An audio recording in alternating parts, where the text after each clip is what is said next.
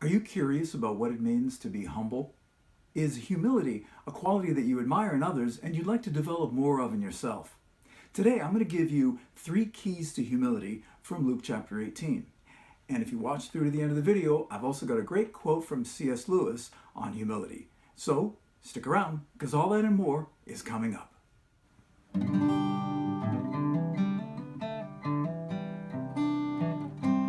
Hey everyone, I'm Pastor Kevin Patterson, seeking to live out and help you live out the teachings of Jesus.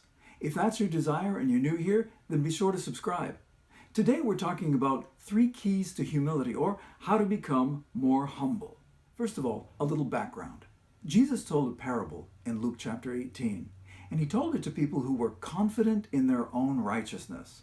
They were self-righteous. That is to say, they believed that they were right before God, and they looked down on just about everyone else.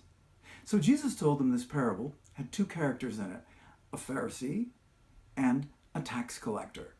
Now these 2 men had come to the temple to pray. The first one, the Pharisee, prayed, "I thank you, God, that I am not like other men." So here's the first key to humility. We are like other people. That was his problem. He believed that he was different from others. He was right, they were wrong. And so the first key to humility is understanding that we are like other people. That means that much of the time we can be wrong. Now, the second man, the tax collector, he stood off at a distance by himself because he didn't feel worthy to come close. And he beat on his breast in a sign of humility, and he cried out to God, "Lord, have mercy on me, a sinner." So here's the second key to humility, understanding that we have all done wrong. We are all sinners. All have sinned and come short of the glory of God. There is none righteous, no, not one. That means me. That means all of us. Now, what were the results of these men's prayers? First of all, the Pharisee. Jesus tells us that he went away not justified. It was as though all of his careful observances of the law counted for nothing because of his pride. God opposes the proud, but gives grace to the humble. And the tax collector, he went away justified before God.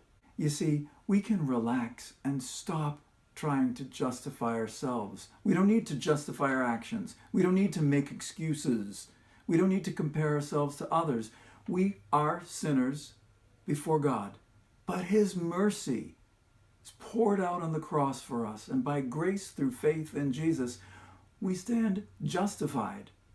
We can rest in the mercy of God. Sinners? Yes. Forgiven? Yes. So the third key, stop trying to justify ourselves. Just rest in the mercy of God. Now for that quote on humility from C.S. Lewis. He wrote in Mere Christianity that if you met a humble person, he wouldn't be thinking about humility. In fact, he wouldn't be thinking about himself at all. What are your questions and struggles about humility? What's worked for you that's helped to keep you humble? Tell us about it in the comments below and check out what others have to say. I'm Pastor Kevin Patterson, joining you on the journey of following Jesus. If you know others who could benefit from this content, be sure to share it with them. And if you'd like more content like this, then be sure to subscribe. And remember, God opposes the proud, but gives grace to the humble.